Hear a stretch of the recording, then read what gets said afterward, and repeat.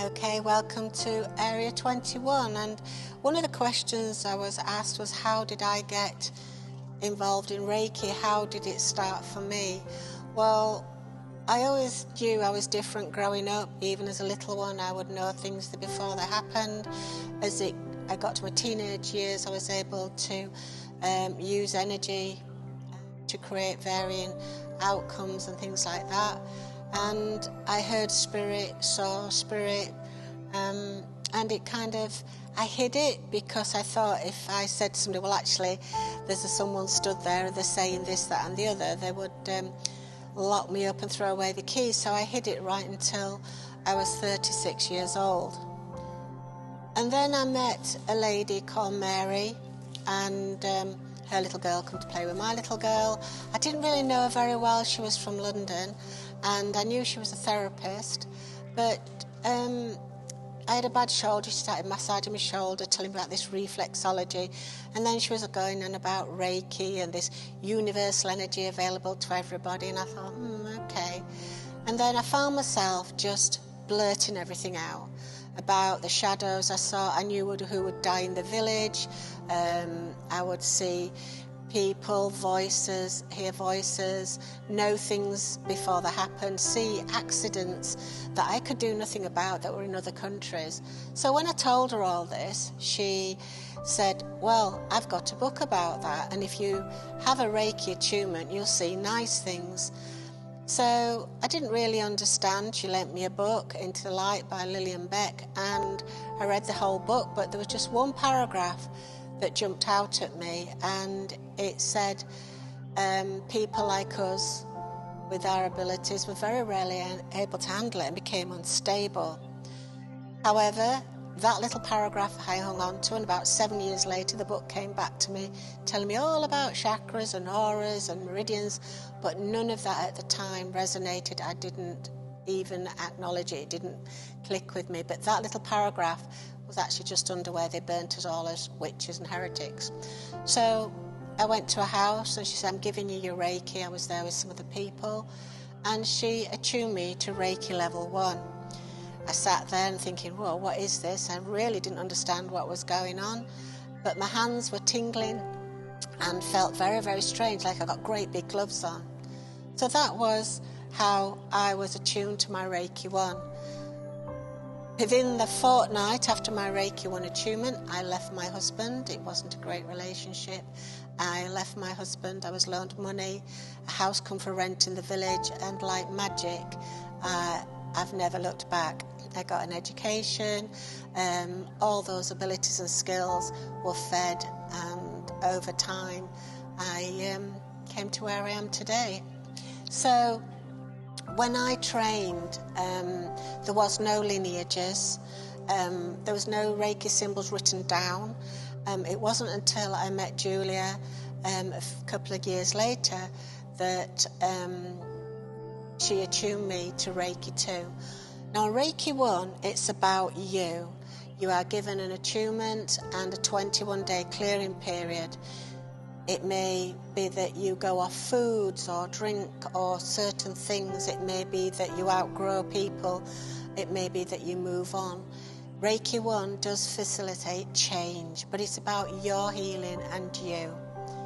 So when I met Julia and she took me onto Reiki 2, you are given some symbols within your auric field, and that's like taking a 50-watt light bulb and turning it to 500 watt. And if Reiki 1 didn't facilitate and make you grow, you can guarantee that Reiki 2 will. For me, Reiki 2 sorted out a lot of emotional issues in forgiving and moving on from those things in life that cause us heartache and pain. I never intended to take my masters, and I spent a few years with Julia. Mary had moved on long before that, and one day Julia says, I'm going to give you your masters, and I says, I can't be a master, I don't have that kind of money, I'm not worthy, blah, blah, blah, blah. But she tuned me to my masters, and I did actually appear a year later. The masters, I just slept and ate, really. But I was a master for a few years, and then people were saying, I want a lineage. Now, as I say, when I trained, there was no lineages. There was no jewelry or Reiki symbols on, nothing was written down. And so after my Reiki Masters, a few years, I had to take another mastership in order to get a lineage. And the lineage states who your master is, the master before that, the master before that, and it goes right back to Uisi, which is a Reiki that I am attuned to. There's all kinds and manner of Reiki now. You've got Dragon Reiki, Angel Reiki, Drum Reiki, Quantum Reiki. There are so many different types of Reiki. Reiki is a generic word, and we're taught it means God-conscious energy or universal energy. Some years ago, some Japanese people who were with a friend of mine asked her why she got the Japanese Reiki symbol on the wall of her clinic. And she said, oh, it means, God-conscious energy. They said, no, it doesn't. It means the mysterious or the unknowable. Now, when Awaya Takata brought Reiki to the West, if she'd gone mysterious, unknowable, they might have gone and go, oh, hang on a minute, So the wording was changed. But whatever type of Reiki you choose to take is what you are drawn to. The difference is, if it's angelic Reiki, you will be given a manual with angels and you will work with angels. Reiki is a generic word. It's a generic word for energy. And so, you'll be given a manual angels. When I attune someone, I attune traditionally, although my masters are given a lot of other symbols for traditional and non-traditional attunements. And the meditation before the attunement is channeled, so it's personal to them. After that, they are given the attunement. Now, due to the fact that we're now in 2025, the energies are different, and I use my traditional attunement, but then the Reiki guides, beings of light, will often instruct me to put other symbols in, and I found everyone is very unique and very different depending on where their level of growth is. So, if you want to take your Reiki, the one you're drawn to, it doesn't matter whether it's fairies, dragons, mermaids, it's what you're drawn to inside your heart. Go with what you're drawn to. Your master will appear. You will know when you meet your master that that's the one that needs to attune you. And as a master, yes, you get the title master, but you're not a master. You earn it from inside your heart. Some people will use it as a fashion tag, oh, I'm a master. And it's like, I'm a bit more humble. I don't, if people ask, well, yeah, I am. But it's something you earn with respect. I've been doing Reiki for many years, and I've actually had Dr. Uisi appear in attunements, and also Awaya Takata. So when Awaya Takata appeared, I've got to admit, I was absolutely, for a better word, really, really bricking it, because she was observing my attuning.